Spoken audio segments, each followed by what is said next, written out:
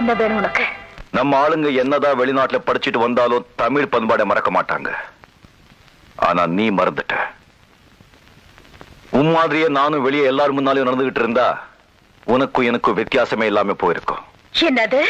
சம்பளத்தை கொடுக்கிற முதலாளிக்கு தொழிலாளி உழைச்சி லாபத்தை கொடுக்கறான். ஆனா போனஸ் கொடுக்கிற முதலாளிக்கு தொழிலாளி எதுவுமே கொடுக்க மாட்டான். ஆனா இந்த தொழிலாளி கொஞ்சம் வித்தியாசமானவன். போனஸ் கொடுக்கிற முதலாளிக்கு வட்டியும் முதலுமா சேர்த்து திருப்பி கொடுக்கல. இவன் ஆம்பளையே இல்லை.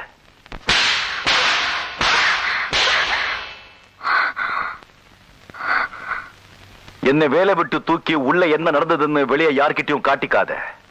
அது உனக்கு தான் அசிங்கம்.